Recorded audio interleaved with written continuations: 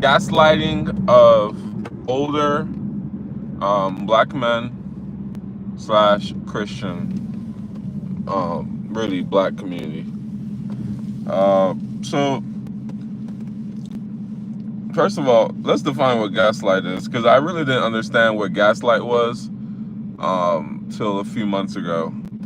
So apparently, there was a movie 70 years ago, back in like the 1930s, 50s, called Gaslight. It was a movie about a married couple where things would go amiss in the home, and the husband would always perpetrate it to seem as if it was a wife causing these problems. If I use that word wrong, please let me know. Perpetrate. I don't want to sound like one of these people out here using words that don't make sense. like somebody I know used the word disenfranchised, and I like asked her like, what is disenfranchised again? How does it pertain to this conversation? So anyways, I'm pretty sure I used perpetrate correctly. Later I'll check on that. This is actually a very serious conversation, but I can always laugh and have a good time regardless of the conversation and the pain that was had in those conversations. This was actually very, when these kind of moments happen, these conversations were very painful for me to have experienced. So I really do want to address that when these conversations happen, it was like having been assaulted and then been told that assault is fine. You're looking at assault very negatively. When I mean assault, I definitely mean SA. I definitely mean grape, and I'm not talking about grape juice. And then being told that it's okay, you could just roll with the flows. You know, I was able to get through without being assaulted, and so what's wrong? It's fine. So it does feel like that. It was very painful. So back to the main course. And I'm just saying that because I can tend to make anything very lively. So so back to the conversation. So yeah, that's how gaslighting came to be. First person who said that word to me was a woman. And when she used it on me, I was like, huh? How am I gaslighting you? What did I do to gaslight you? And that was like back in 2021. So it took me like 2-3 years to understand what she was trying to say that I did. And which is not what I did, because I don't gaslight.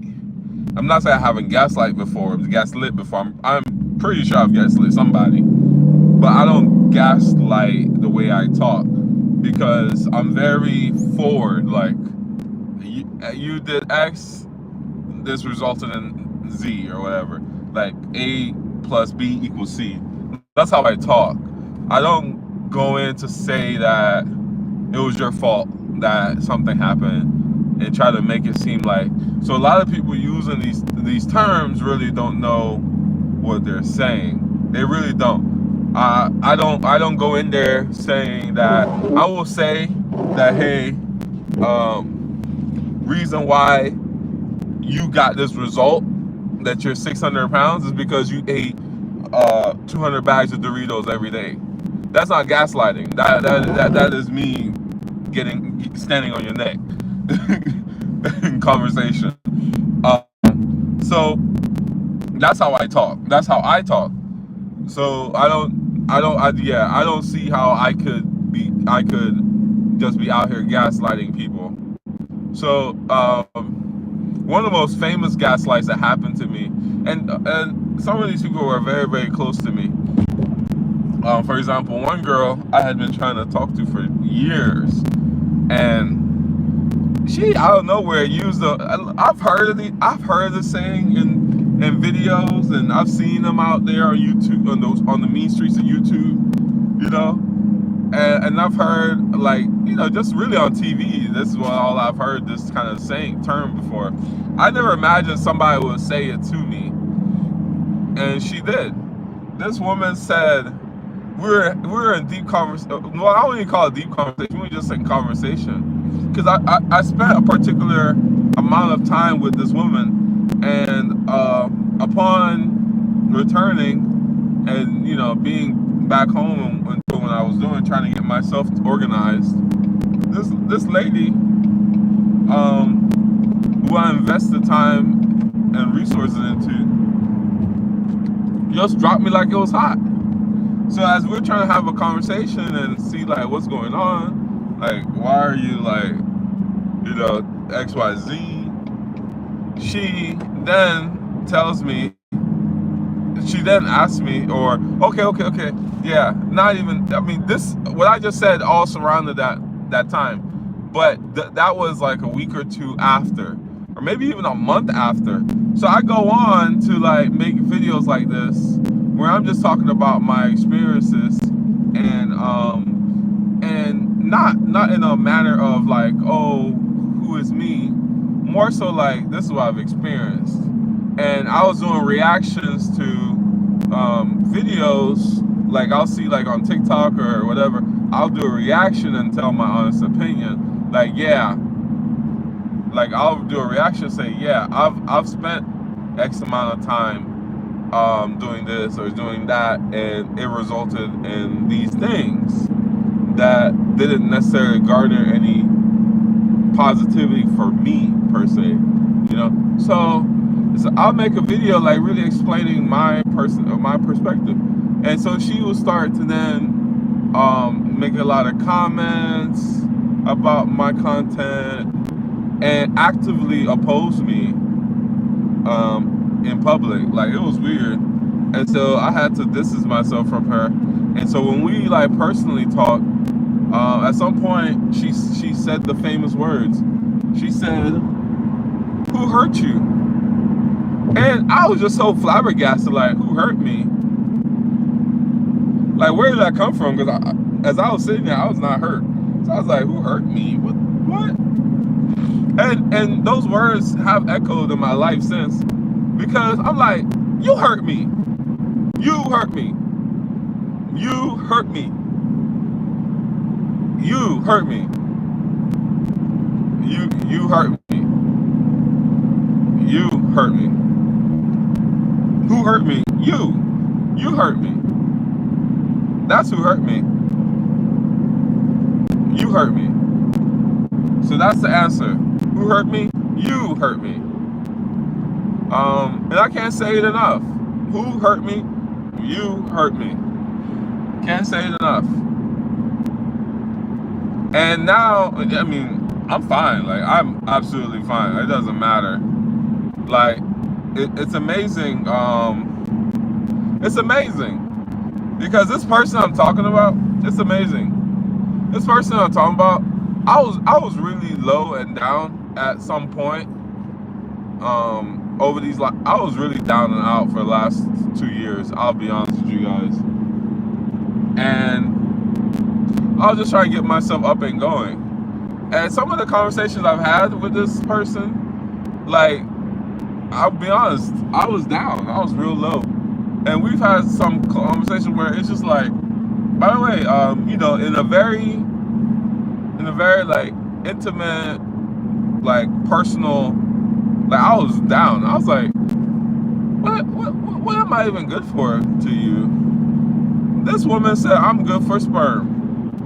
For sperm. The same woman who then months later wants to ask me, who hurt you? What if I told a woman she was good for eggs, for her ovaries? We'd have a riot out here to tell a woman that she's good for her ovaries. We'd have a riot. This woman told me I was good for sperm. What? Where they do that at? And that's what I like. Literally, that sort of manner of behavior is what I have been dealing with her in particular, and also what I've been dealing with women in general in my dating life. For a woman to tell you that you're good for sperm, what universe is that appropriate to say? So I'm not good for a relationship. I'm not good for companionship. I'm not good for partnership. I'm not good to be a husband. I'm not good to be a friend. I'm good to be sperm. So I'm a sperm donor. And that is what we're seeing. We're seeing sperm donation. That's why all these girls link up with these dudes, and next you know, they have a baby and then they leave talking about, I'm still out here looking for true love. Or, oh, he was abusive. Oh, he was this. He was that. It's like, wow. So you didn't see this? Like another case, a girl was talking about how she was with this man, and in the first 4 months of a relationship, she was chasing after him with a knife. He runs into the bedroom, grabs a gun, and starts chasing her. But somehow that was my fault, who wasn't even in the picture at all, who did not enjoy the intimacy they enjoyed to create the children they created. But because this particular person called me to ask for my counsel when they were unemployed, and I told them it's okay, things are gonna be okay. Don't worry, you'll get a new job. Things are great. We're much better and further along than we were 20 years ago, having come to this country. And so when she gaslit me like that, I went ahead and blocked her on everything.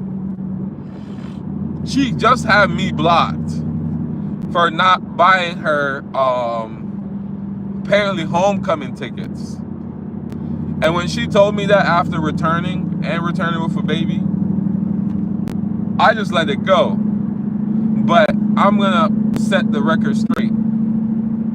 She didn't block me because I didn't buy her homecoming tickets for her college or whatever.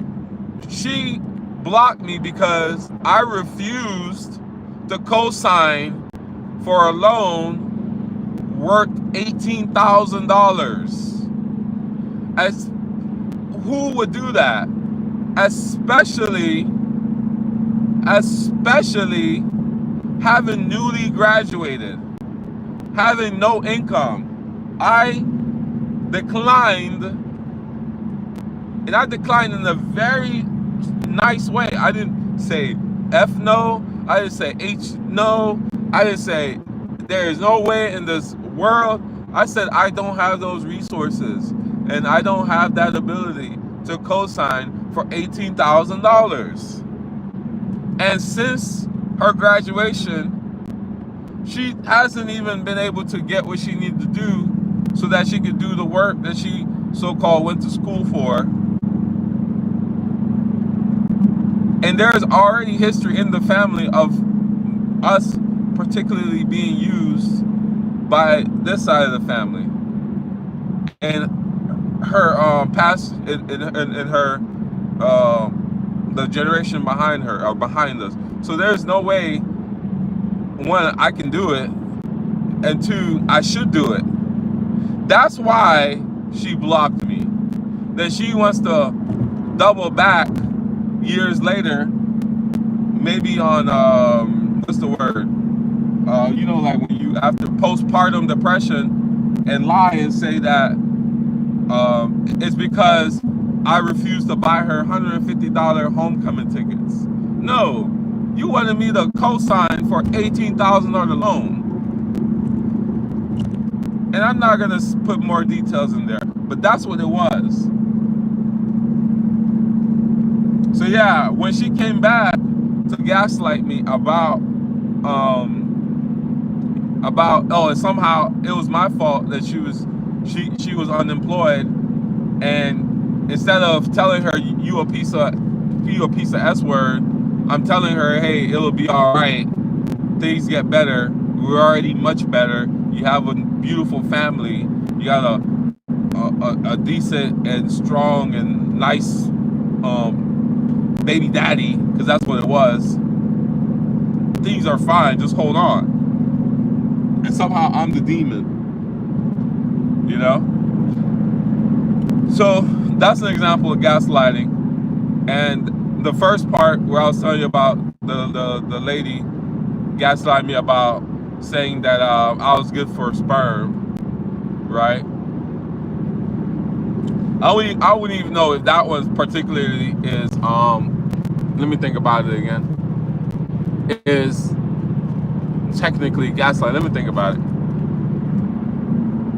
Or if that's just being down low and just kicking me while I was down. The particular gaslight for that situation was asking me who hurt me. You hurt me. You hurt me. You hurt me.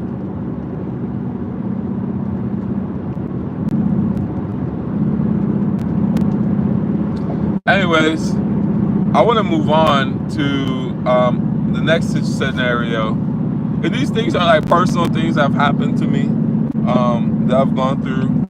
And I'm not talking about them as being a victim. I'm not a victim of anything. It's just what happened. And these are experiences that I've had that I really want to address in some of these topics. So, you know, just for learning purposes, it's already happened. There's nothing else to it. You know, you move on. You grow up and you move on. So the next thing is Christian and older men, particularly black men. It can be black women as well, obviously, but particularly black men. So let's talk about Christian black men from the last generation. So I was having a conversation some time ago, and this man gaslit the mess out of me.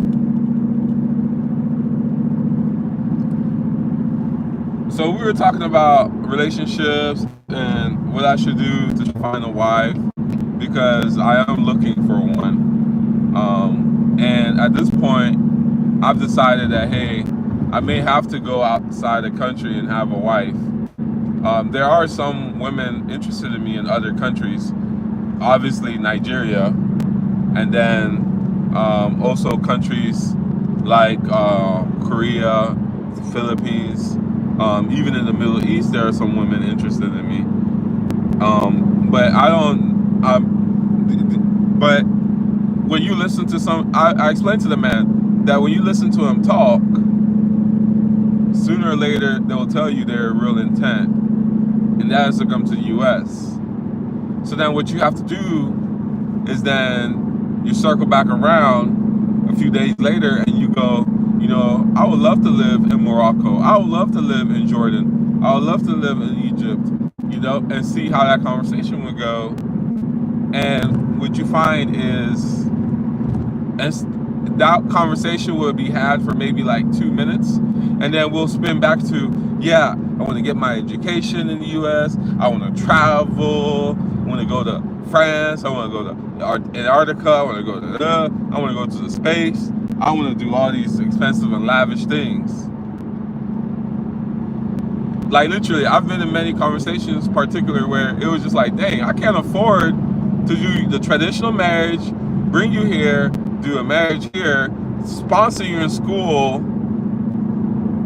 Then when are we supposed to have children? Each child costs a certain number. Like there's a number for having children. Like I'm looking for marriage and children. I'm not looking to put you through college and then bring you here and then have the wedding to make sure that your community and my community acknowledge that you're my wife, and make sure that we put you in a proper light that you are my wife, because I have to make sure she looks good for her family and my family, and then spend hundreds of thousands of dollars. So I'm gonna basically pause my life to make sure my woman gets up there. And I've seen with my own 2 eyes, and I've heard the stories, and I've watched the thing, like so many different comments coming up. Nigerian men, when they bring their wife over, train them to become a medical doctor, then the woman leaves them, marries a new man. Next you know, this man's on first 48 because he walked in and a new man's on top of her, and she talking about, oh, I'm not in love with you anymore, Charles. So let's not put myself in that situation. And that's what I'm talking about. I don't want to put myself in that situation where, because of so-called love, I've invested $400,000 into you, $200,000 into you, and then you talk about you don't love me anymore after you've gotten everything you wanted. I was just talking to another woman about a month ago. She's Korean and black. Her dad was, black GI. Is that what they call them, black GIs, or was that just Vietnam? Right. So her dad was black GI, and he met her mom. They had like 3 kids, and he had already had a child in Germany with a German woman. And anyways, he loved this Korean woman. Brought her to America. After like 2 years, she left him after getting her green card. Then he took the kids, because she didn't want the kids, and raised them in Hawaii. This is her personal life story that she freely shared with me, and so that I could share with you guys. And she said that her mom moved on and married another Asian type, like maybe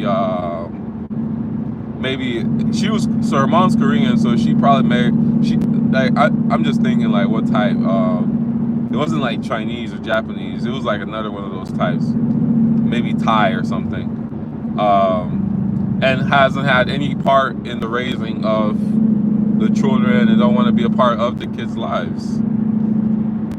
So these half black these Malaysians were raised just by their black family. For me, I'm fine with that, because I want to raise my kids. I want to be in my children's life. I don't want to go in there fighting. I would be definitely heartbroken for some years. I'll definitely be heartbroken, and I don't want to experience that, but that's a part of the game. However, what I was trying to express to this man when we talked some time ago, maybe it was a month ago, and he's a very good man, that I don't want to experience that, and on top of that, lose everything I worked hard for. I was just talking to my good friend last night about this, because before I come on live, what I do is I have these conversations and I bounce back ideas so that I can, better have this live. So I told them, how many women have come into your life and built with you? Because last year, my family, we did like a Nigerian Igbo event in Virginia Beach, and my dad decided to have like a man talk with me, with all the other men, and talk about marriage. And he was saying that if you find a wife now, she can help build with you. And so I asked my friend just last night, because I was thinking about that. I was like, there's no woman that's ever built with me. And I asked my friend, how many women have built with you? And if they've built, what did they build? Did they build a patio? Did they build furniture? Did they build a home? Did they build a club sandwich? What is it that they built? What is it that a woman came into your life and built? Only thing women have done is come in and eat.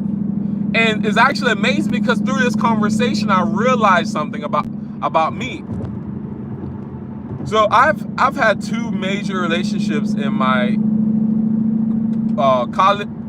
post-college life, because I'm 28 now. So I've had about 6 years I have relationships, and I've had 2-3-year relationships. The one that I really adored the most, that I was so depressed about, I couldn't take her back. That's one thing I realized. This is why. Well, there's some reasons to it, but for this live, this is why. Because when it comes to building, when I was doing some work with my real estate venture, and trying to get the home up and running, painting, after like maybe a 40 minutes of painting, I would look into her eyes and see that she was exhausted. And when I saw she was exhausted, I didn't beat her to death. She's not a workhorse. So I'd be like, hey, babe, let's go get some food, right? We go get some food. I'd cancel everything I was doing that day in terms of fixing up the home. I'd go get some food, hang out with her, play video games, and romance her, be loving, spend time together. And I genuinely loved spending time with her. So that was not a complaint. That's fine. Now, the ex before her, she was in the streets. I met her right after I got out of college, or literally getting out of college, and she was in the streets. She told me she would be with one man, leave that man, go be with another man an hour later. She'd be with one man at 10 a.m. and be with another man by 11:30. Done, finished. She was in the streets. But now I don't know what you guys are gonna think about me, but I never had to beg her for none. I could talk to her about anything. I couldn't talk to my ex about anything. She was hard-headed. And my mom even expressed that. My mom even said that about herself. She said that, I'm hard-headed too. She was hard-headed and feisty, which I liked to some degree. That's fine. And she was hard-headed. You couldn't convince her of nothing. She was hard-headed. And it wasn't that you couldn't convince her of anything. She just valued the input of her greater family than me. Because at that time I was room hacking, and so sometimes people be like, oh, that's a dumb idea, but I was successful at it. Or other things I was doing, she would take the input of her family, who would tell her, oh, that's stupid, but I was successful at these things. And then the more successful I became, it seemed like the more she resented me. Well, like for example, there was a conversation about Bruce Lee versus Muhammad Ali. Everybody's like, yeah, Bruce Lee just beat up Muhammad Ali. Bruce Lee himself said that he could not beat Muhammad Ali. He could not beat Muhammad Ali. He said, look at my tiny Chinese hands. He could not beat up Muhammad Ali. So why is it you guys are just so hung-ho on this? And it was more so of like elitism, right? And I don't want to go down that rabbit hole of all the dumb black comments these people used to make. Oh, that were just like, wow, I just let slide off the back of my neck, whatever. We'll just leave it as she's hard-headed, so it was hard to work with. But the ex before her, the one I said was in the streets, she would work night and day, paint with me at 2 a.m. We would bust down that house, paint. She would come up there with paint rollers. She helped me build. I used to have a 400-gallon aquarium. She would maintain that 400-gallon aquarium for me. The other girl would, oh my God, what happened? She would do that nonsense, and I would look at her and be like, seriously? The fuck? I know you're faking. Like, I know you just, oh my God, oh my. The other girl, the one that I said was in the streets, I could talk to her. She was open ears. I didn't have to convince her of stuff. I just had to say, She'd be like, oh, I do see that. Yeah, I do see that. We would laugh. We would talk about everything. And I didn't have to convince her. I didn't have to beg her for none. I didn't have to beg her to be intimate. So I came to realize last night that, dang, I would take this woman back. I would take her back.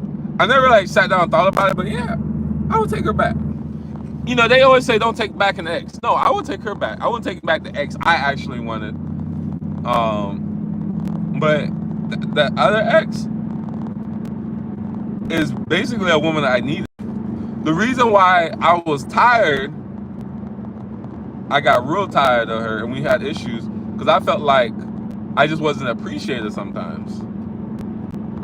Because I put in a lot of effort into that relationship. And there were particular things about her that everyone has vices. Her vices definitely made me feel very unappreciated.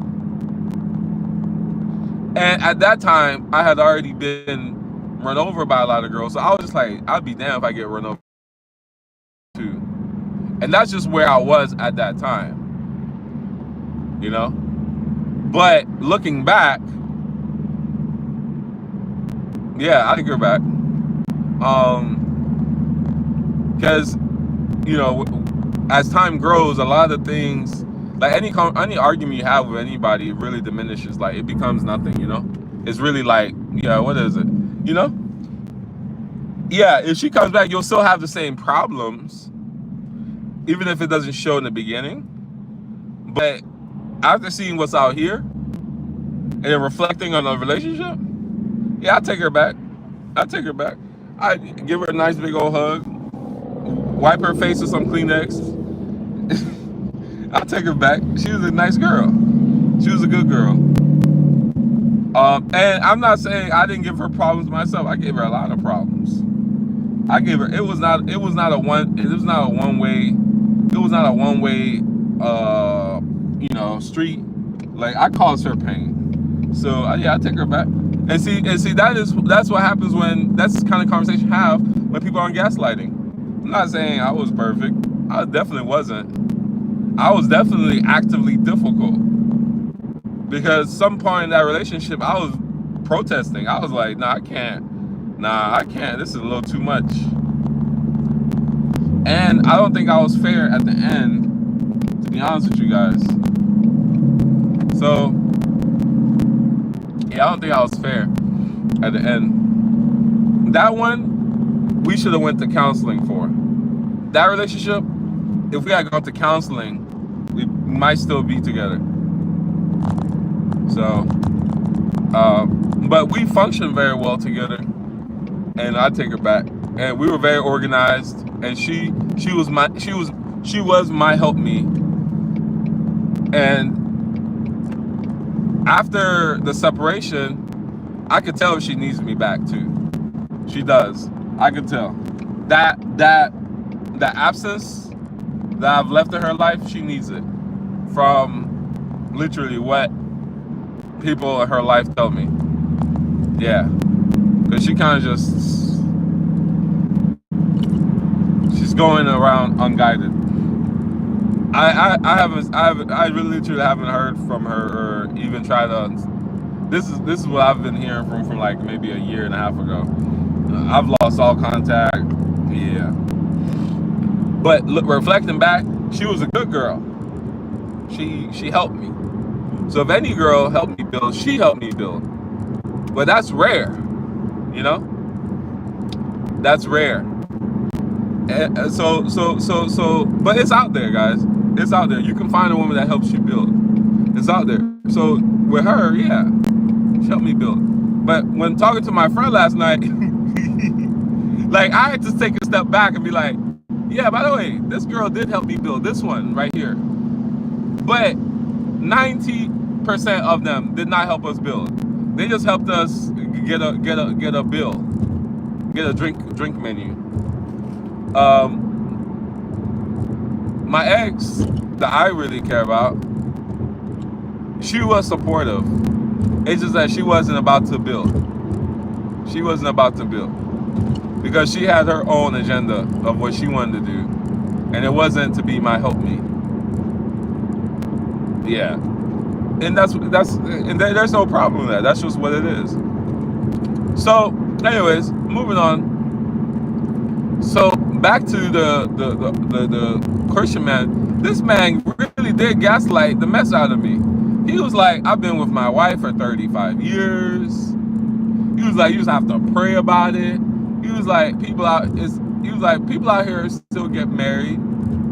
I'm like, sir, I'm telling him, like, sir, respectfully, my peers are paying child support right now. Some of my closest friends, I've had to literally go pick up. Or like we've gone to pick up their kids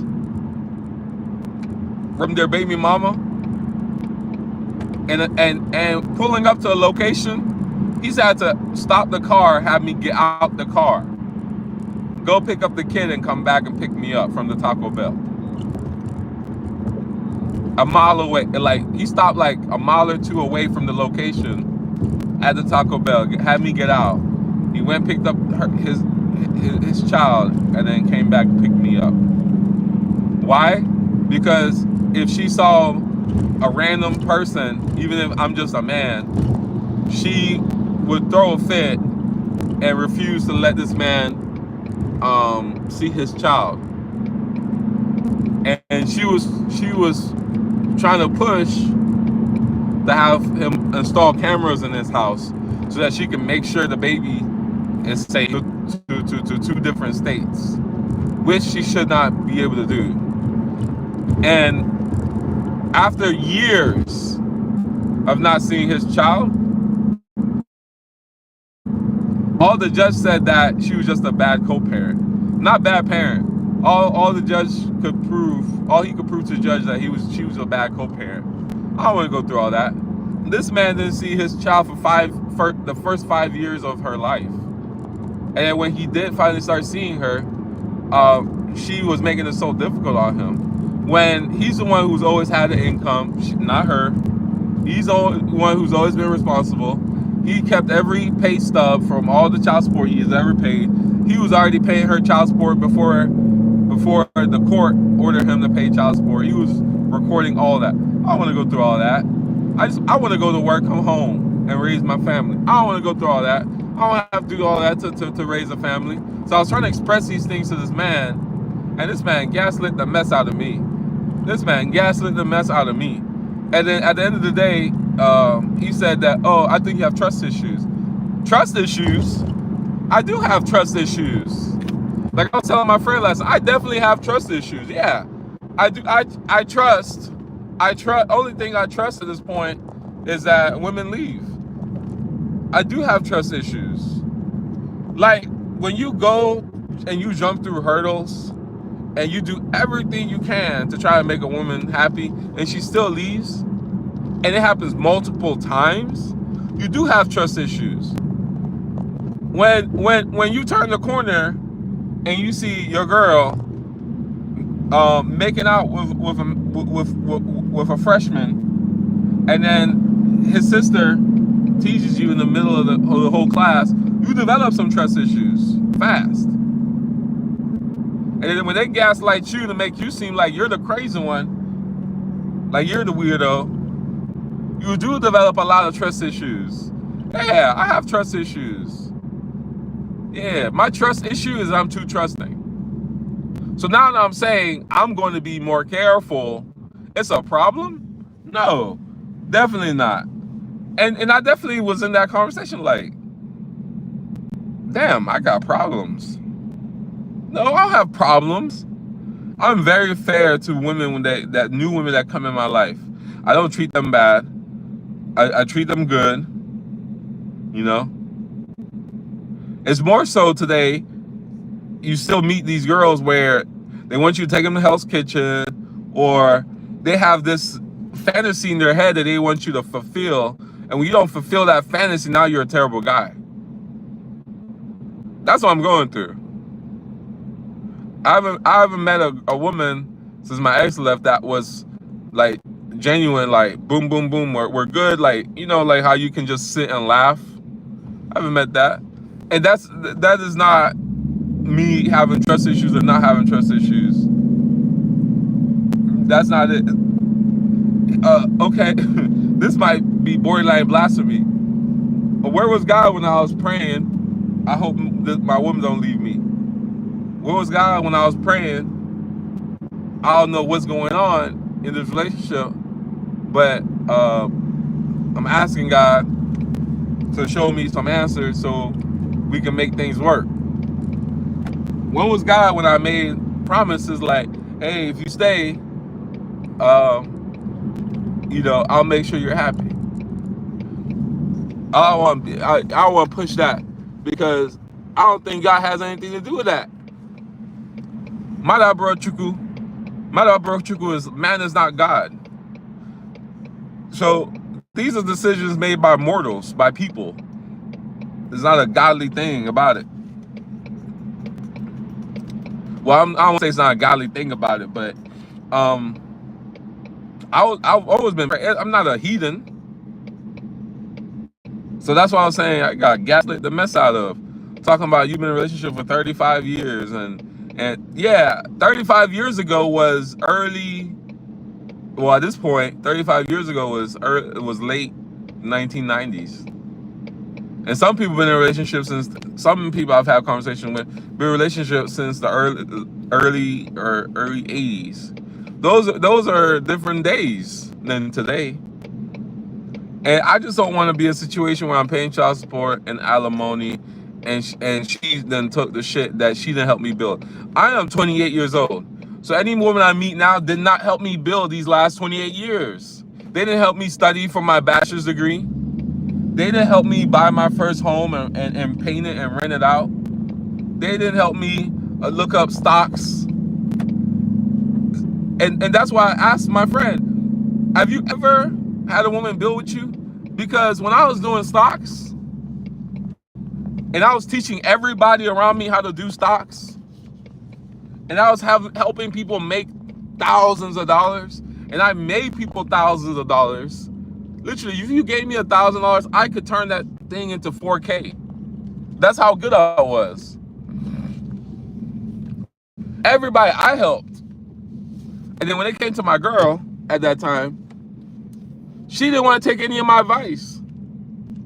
She didn't want me to help build her. Instead, she wanted to compete with me, like, who's going to make more money? Which I made more money than her with the stocks. Well, in everything, really. But this is particular with the stocks. She kept everything about that private.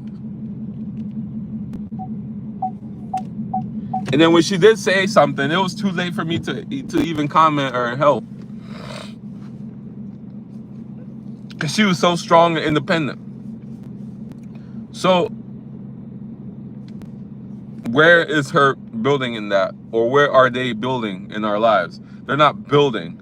They want us to come with 6 feet, six figures, they want us to come already made, pre-made, but then they're not even packaged. You open the sandwich, there's only one slice of bread and some tomatoes. There's no cheese, there's no meat, there's no condiments, there's nothing in there. And the bread is soggy. Now that was, you know what I mean. So, anyways, yeah, this man gaslit me, had me feeling like I was crazy. No, I put my best foot forward in all my relationships. I tried my best, and I continue to try my best. In my language, we say you don't pull a lion's tail, regardless if it's a dead or alive. You don't pull a lion's tail, and that's what I was trying to express. That I've tried my best up to this point. Yeah, obviously there could be that woman I meet and then we get married and we live together for 50 years and she never left and our children were together. But here's the reality. That type of feminine, nice, sweet woman most likely isn't in this country. And if I get it from another country and I bring her here, the reason why she's most likely not in this country is what's going to make that woman that I bring here become that. And I expressed to this man, hey, with my own 2 eyes, I've seen my own aunties, my own cousins go through this process of being converted. My own community, I see it. I've been arranged marriage to women who I've known their families all my life. And these women literally told me that marriage is slavery.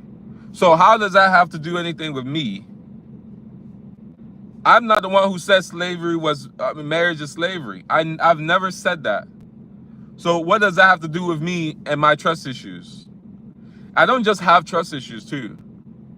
First of all, I don't have trust issues. I really don't have trust issues. I have hurt issues. I don't have trust issues. I have no problem trusting somebody. If you act and you move in a manner that does not make me think that you are doing something that you're not supposed to in regards to our relationships, I trust you. If you're wearing skimpy clothes and walking around, going to clubs, meeting up with co-workers, I'm gonna have trust issues like a mother. I'm gonna have hella trust issues. If you're behaving appropriately, we're fine. If I know you get off of work at 3 o'clock and we're having dinner by 7, what are these trust issues? If you're putting your best foot forward and being sincere, why is there trust issues? I'm not gonna not trust somebody who isn't doing anything to me. That's not trust issues. That's paranoia. I'm not paranoid about anybody. The issue I do have is abandonment issues. Having been left so many times, having been done dirty so many times. I have abandonment issues. So once I like a girl a lot, I do start to worry about the future of that relationship.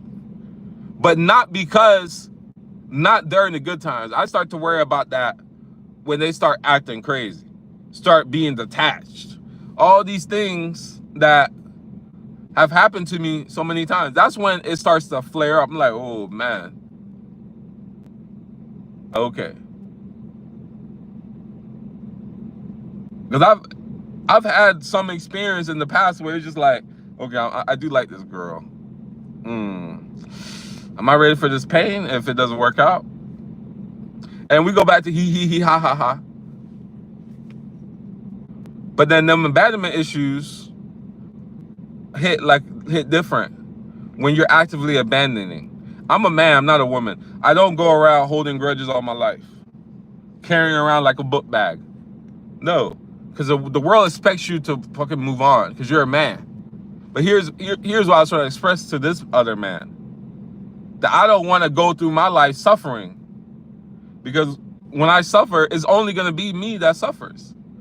That's the issue. That's the issue. Anyways, I'm going to go. This live has been long enough. And I think I expressed everything pretty well. So that's life. There's not much you can really do about it. That's what life is, you know? You guys have a good day. Bye.